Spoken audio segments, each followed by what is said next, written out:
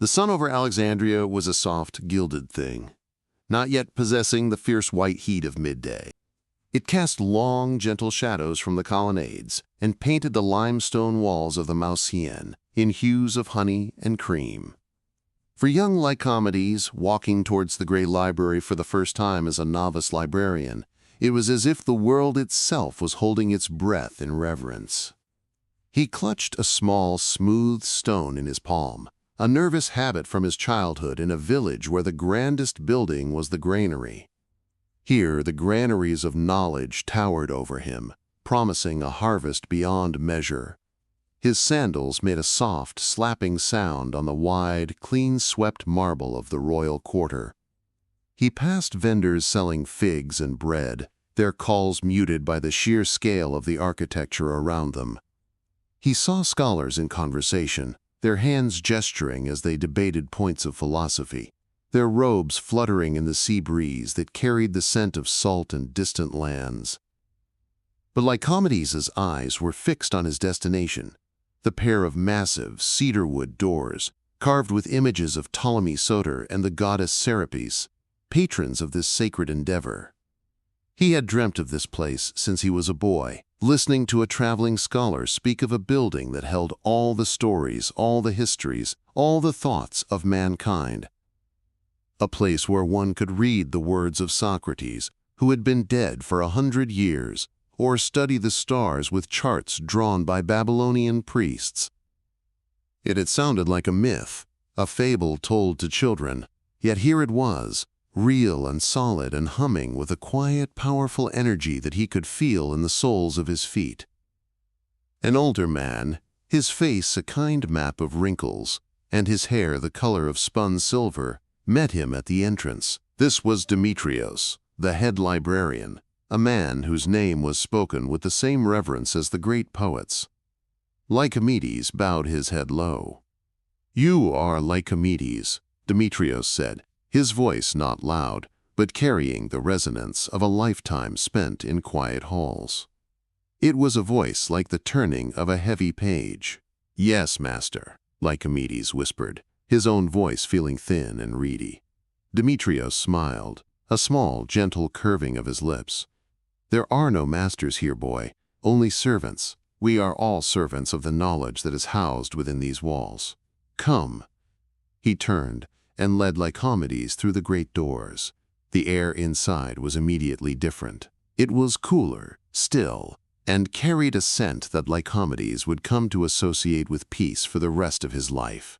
A dry, sweet perfume of papyrus, cedar oil used to preserve the scrolls, and the faint, dusty aroma of age. The boisterous sounds of the city fell away, replaced by a profound and resonant silence. It was not an empty silence, but one filled with the faint rustle of turning scrolls, the distant, rhythmic scratching of a scribe's reed pen, and the soft footfalls of scholars moving between the great halls.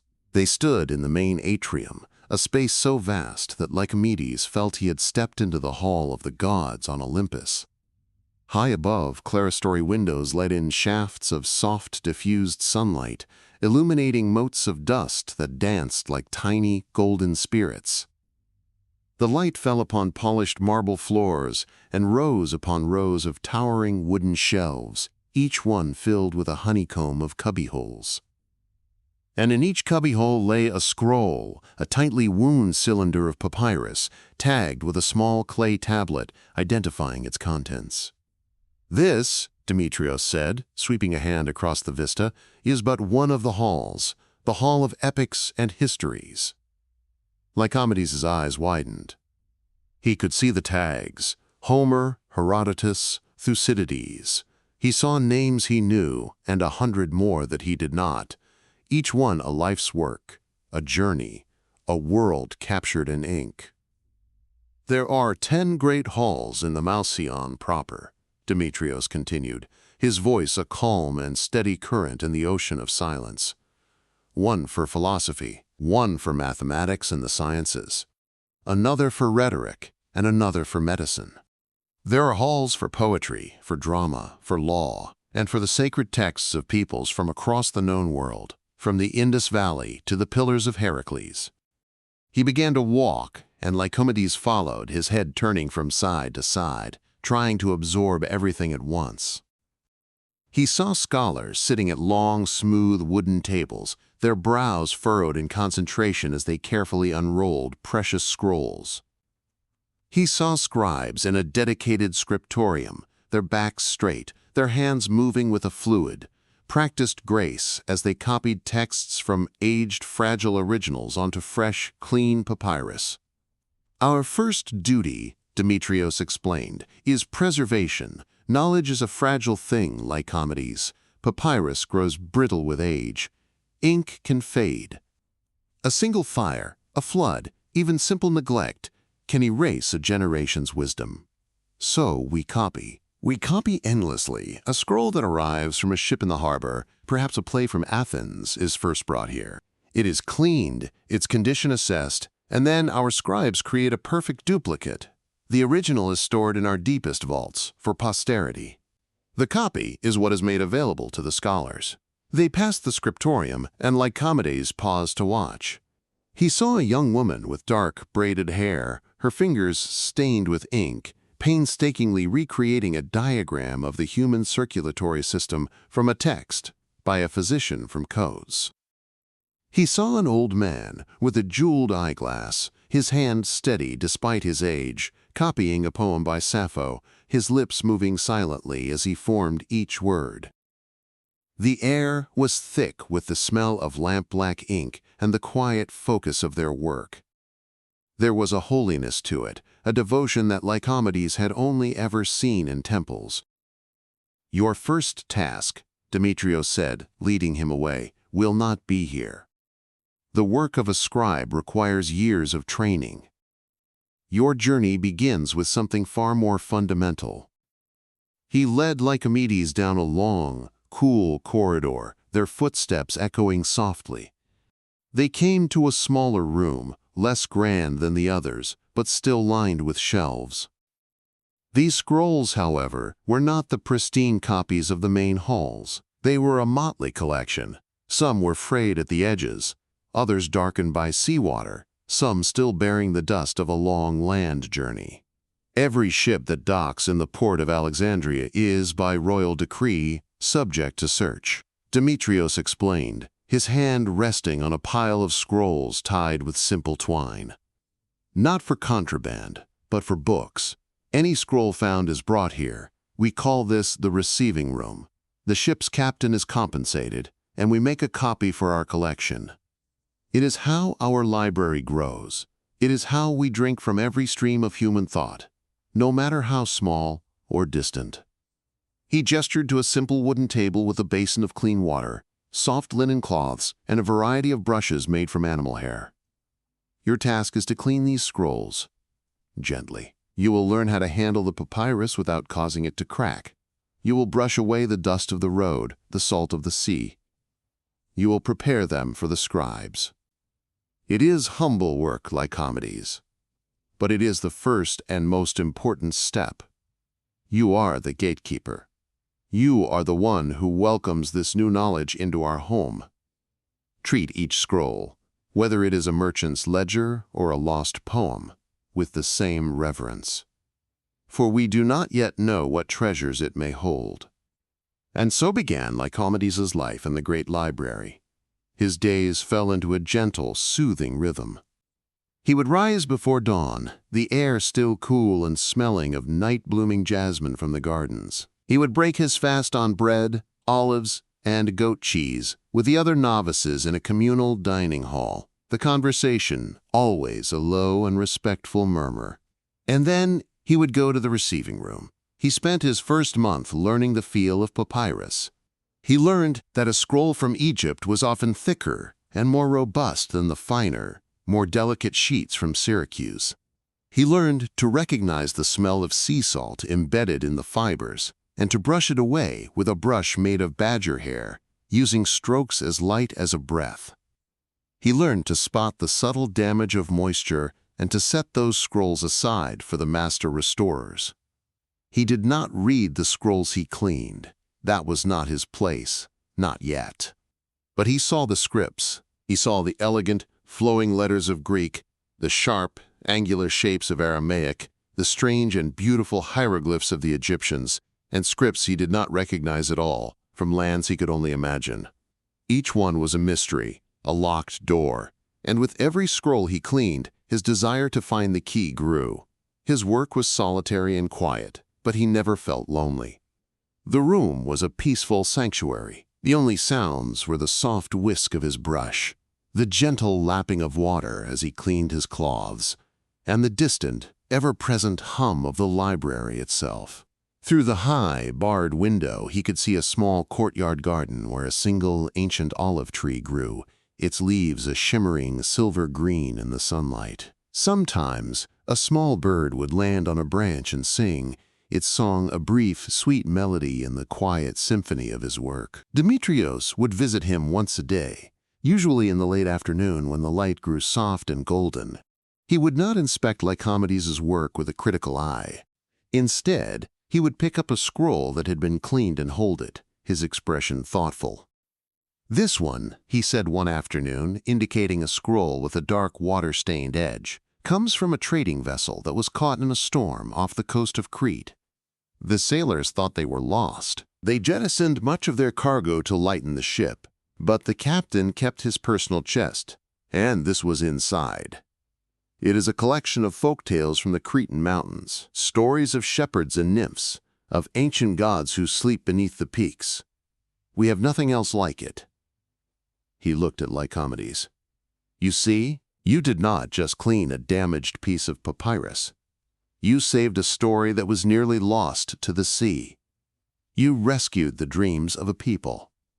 Those words filled Lycomedes with a warmth that spread through his entire being. He was not just a cleaner of dusty scrolls. He was a rescuer, a guardian. After many months of this gentle, repetitive work, Demetrios came to him one day and simply said, "It is time." He led Lycomedes out of the receiving room and into the heart of the library. His new task was to be a shelver. Once a scroll had been copied, catalogued, and tagged by the senior librarians, it was Lycomedes's job to take it to its proper place among the hundreds of thousands of others. This was a new kind of education. To shelve a scroll, he first had to understand the system, the great intellectual architecture designed by the poet Callimachus. It was called the Pinakes asterisk, the tables. The entire collection was first divided by genre: poetry, philosophy, history, medicine, and so on. Then, within each genre, it was organized alphabetically by author. Each author's entry included a brief biography, a list of their known works, and the first line of each work to aid in identification. To learn this system, Lycomedes had to walk. He walked for miles, it seemed, through the cool, silent corridors. He traced the letters of the Greek alphabet carved into the ends of the great wooden shelves. He learned the geography of human thought. In the Hall of Philosophy, he walked past the shelves for Plato, a vast section filled with dozens of copies of the Asterisk Republic and the Asterisk Symposium. He would run his fingers over the clay tags, whispering the names. Then came Aristotle, an even larger collection, covering everything from logic and ethics to biology and metaphysics. He passed the Stoics, the Epicureans, the Cynics. Each shelf was a different path to understanding the world, a different answer to the question of how to live a good life. He spent a week in the Hall of Mathematics and Astronomy. Here, the scrolls were often wider, designed to accommodate complex diagrams and charts. He shelved a new copy of Euclid's Elements, its pages filled with the pure, clean beauty of geometric proofs. He saw scrolls by Archimedes of Syracuse, filled with drawings of levers, pulleys, and spheres. He gazed in wonder at the star charts from Babylon, the constellations rendered in gold ink on papyrus dyed a deep indigo. He saw the work of Aristarchus, who dared to suggest the earth revolved around the sun, a theory so radical it was shelved in a special section for speculative science. He saw the calculations of Eratosthenes, a former head librarian, who had measured the circumference of the earth with astonishing accuracy, using nothing more than sticks, shadows, and the power of reason. In the Hall of Medicine, the air had a faint herbal scent from the pressed plants stored in an adjoining room for study. He shelved the works of Hippocrates, his treatises on disease, and the importance of observation. He saw detailed anatomical drawings, controversial and difficult to obtain, that showed the inner workings of the human body. It was a place of healing, of fighting back against the darkness of illness and ignorance with the light of knowledge. His favorite hall was the Hall of Poetry. Here, the silence seemed different, more musical. It was as if the verses contained within the scrolls were humming softly, waiting to be read aloud. He shelved the great epics, the Iliad and the Asterisk Odyssey, in their rightful place of honor. He ran his hands over the scrolls of Sophocles and Euripides, imagining the great amphitheaters of Athens filled with citizens watching these tragedies unfold. He found the small, precious section dedicated to Sappho of Lesbos, her lyric poetry so beautiful and personal, it felt like eavesdropping on a soul. So much of her work was already lost, surviving only in fragments quoted by other authors. The librarians here treasured each line as if it were a pearl. As he worked, Lycomedes began to see the library not as a collection of individual scrolls, but as a single, vast, interconnected organism.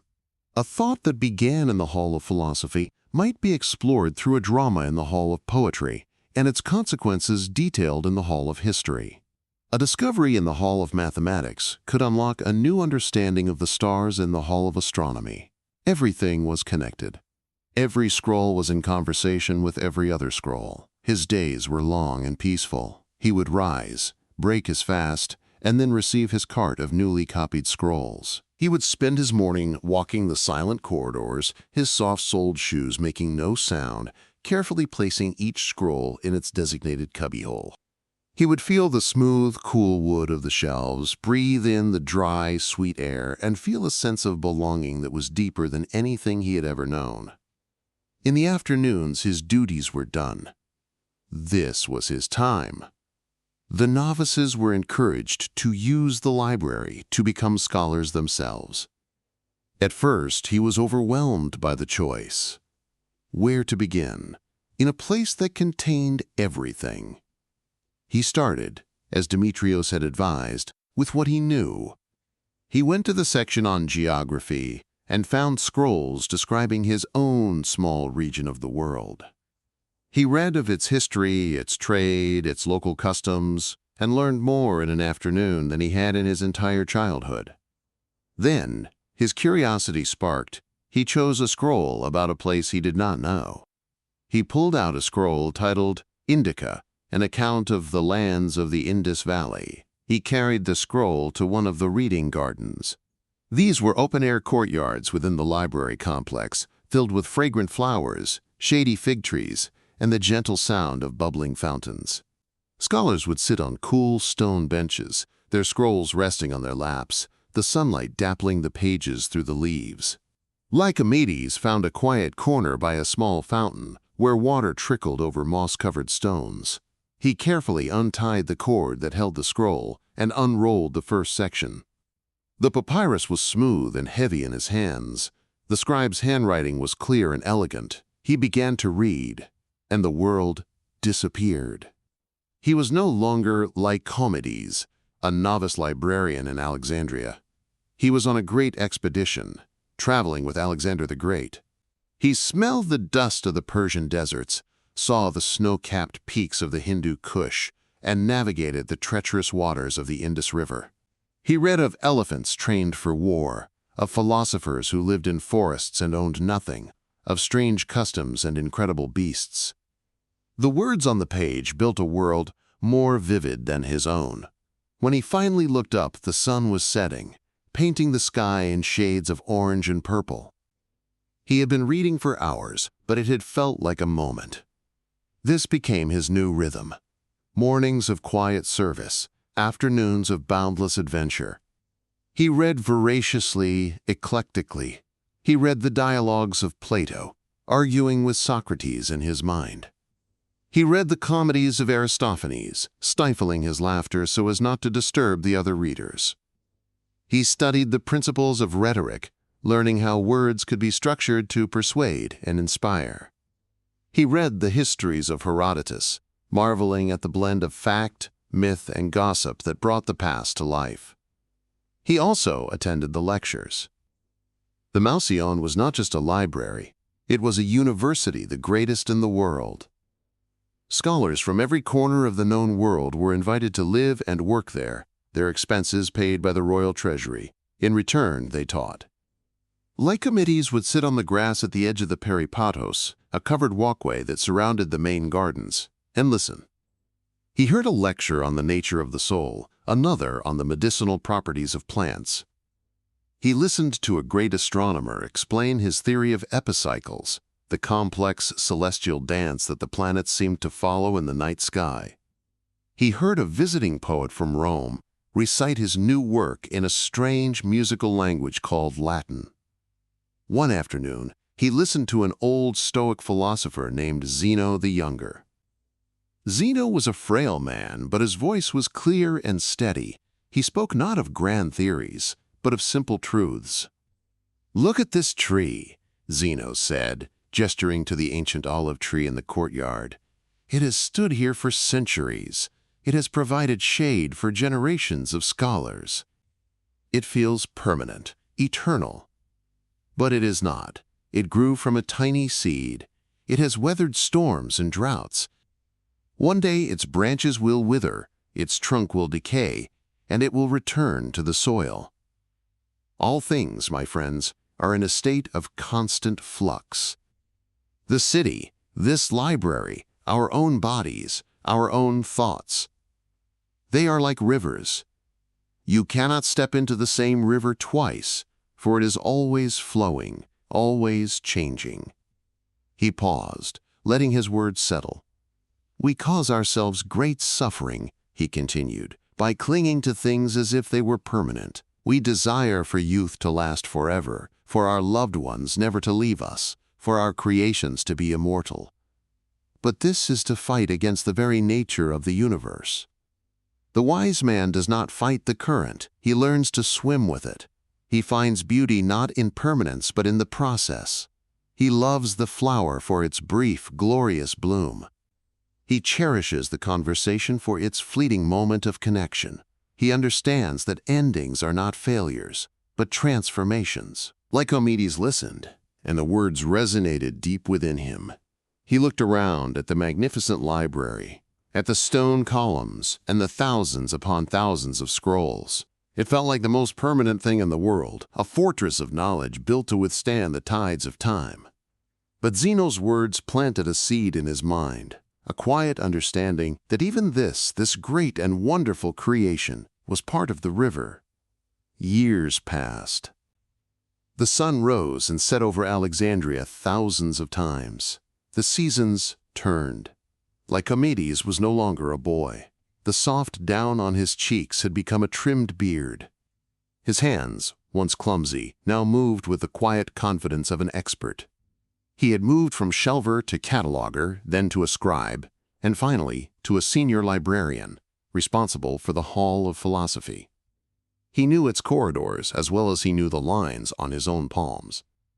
He could walk in darkness and find a specific scroll by Aristotle just by the feel of the shelf and the position of the cubbyhole. He had read most of the works under his care and had debated their contents with scholars from Rhodes, Athens, and Pergamum.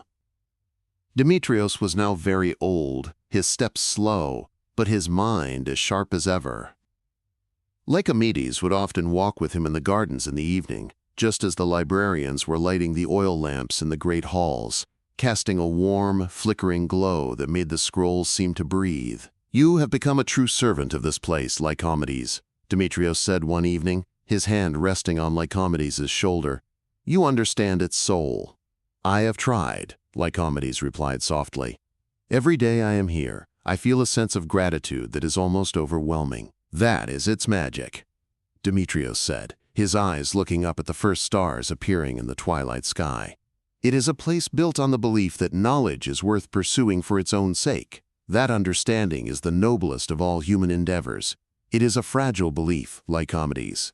It requires peace. It requires patronage. It requires a society that values the whisper of a poet over the clash of swords. Archimedes sensed a sadness in his old friend's voice. He had noticed the changes too. They were small things at first.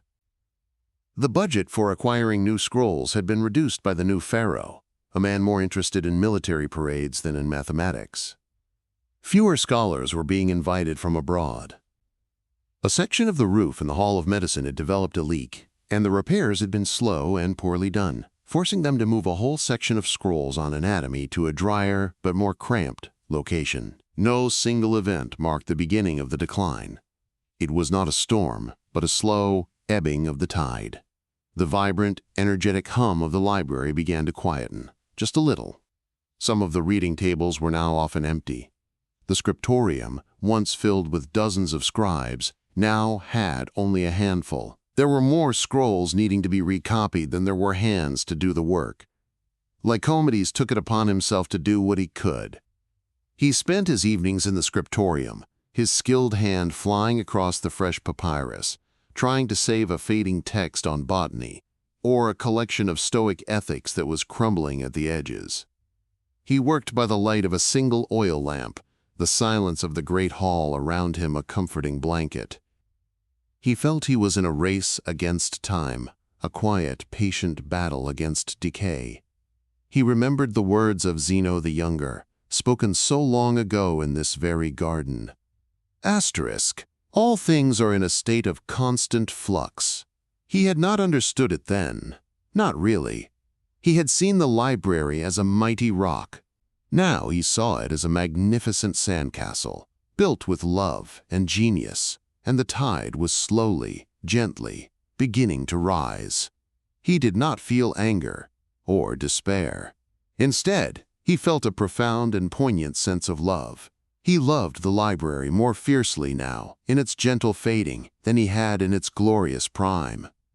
He cherished every moment within its walls, the way the morning light struck the shelves in the Hall of History, the specific scent of the room where they stored the inks, the feel of a perfectly balanced reed pen in his fingers, the quiet camaraderie with the other aging librarians, all of whom were engaged in the same silent struggle.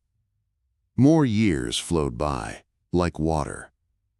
Archimedes's beard was now streaked with gray, then turned as white as the marble floors. He became the head librarian after Demetrios passed away peacefully in his sleep, a scroll of Homer resting on his chest. Archimedes now walked the halls with a slight stoop, his hands clasped behind his back, just as Demetrios used to do.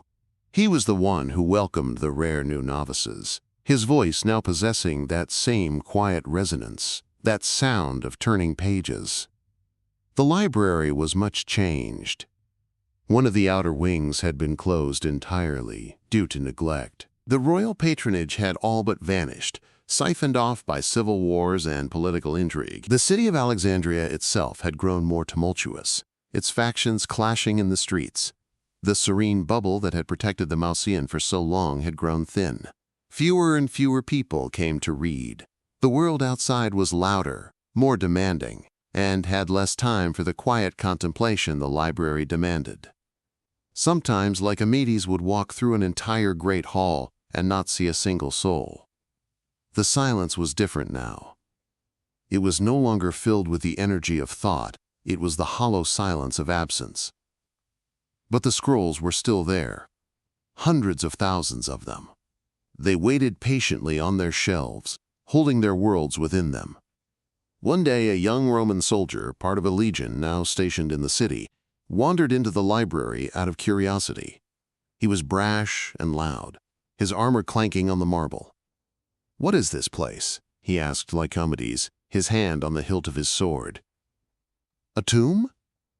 Archimedes looked at the young man, at his strong, sunburnt face, his eyes full of the certainty of youth and power.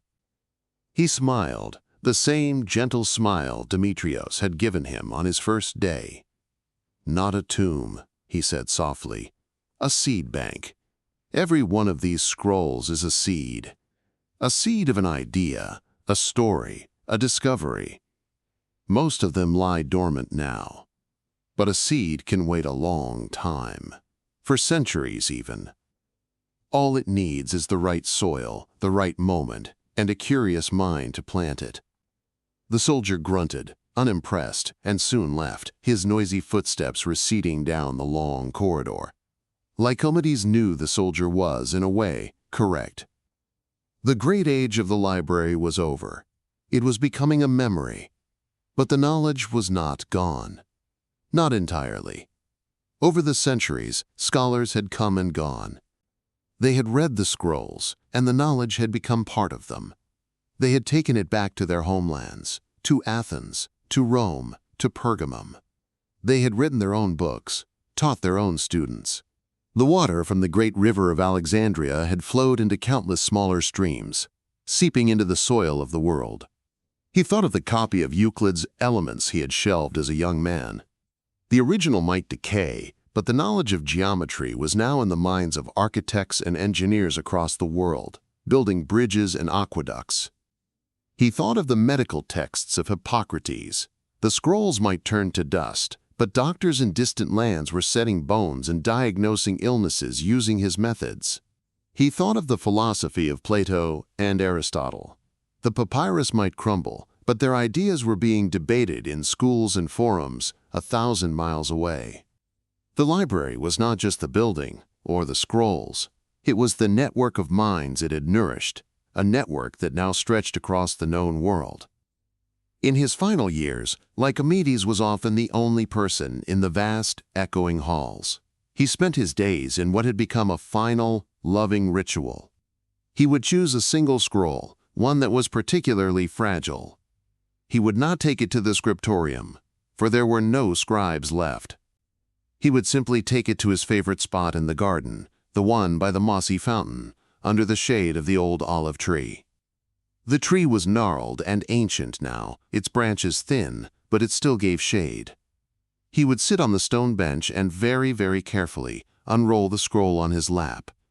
He would read the tragedies of Sophocles, his old eyes tracing the lines that spoke of fate and human folly. He would read the poetry of Sappho and feel the ache of love and loss from centuries before. He would read the histories of Thucydides and see the same patterns of power and conflict that were playing out in the streets of his own city. He wasn't reading to learn anymore. He was reading to remember, to bear witness, to keep the flame of this knowledge alive for one more day, inside his own mind. He was the last librarian, and his mind was the last library. One warm, still evening, as the sun was setting over the harbor, casting a final, beautiful, melancholy light upon the world, Archimedes sat in his usual spot. He held in his lap a scroll by the philosopher Zeno. It was the text of the very lecture he had heard as a young man. His fingers, thin and translucent with age, rested on the passage about the river. He did not feel sad. He felt a deep and abiding peace. He had been a servant of this place his entire life. He had welcomed knowledge, he had preserved it, he had organized it, and he had learned from it. And now his final task was to let it go. He looked around the quiet garden. The scent of jasmine was on the air. A gecko skittered across the warm stone of the fountain. In the distance, he could hear the gentle, eternal sound of the waves of the Mediterranean Sea washing against the shore. The library had been a beautiful, magnificent thing. It had been a vessel that held the accumulated wisdom of the world. But all vessels, in time, must return to the elements from which they were made. The knowledge, the important part, had already escaped. It was out in the world, flowing in those hidden streams, waiting. He closed his eyes. He did not think of the fires that might come, or the neglect that would surely follow. He thought instead of the young man he had once been, standing in awe before the great cedar doors. He thought of the smell of papyrus and the feel of a clean, new scroll. He thought of the thousands of quiet afternoons spent lost in other worlds. He thought of the continuous, unbroken chain of human curiosity, of the desperate and beautiful need to understand, to tell stories, to leave a mark against the darkness. The library was not an ending. It was a chapter, a glorious, luminous chapter in a much, much longer story. And as the last light faded from the sky and the stars began to appear, one by one, like newly written words on the dark scroll of the heavens, Archimedes felt a profound sense of gratitude. He had been privileged enough to live his life in the most beautiful chapter ever written, and now it was simply time to turn the page. The silence that descended was not empty. It was full of peace, full of memory, and full of the quiet, hopeful rustle of a seed waiting patiently in the dark earth for the coming of a new spring.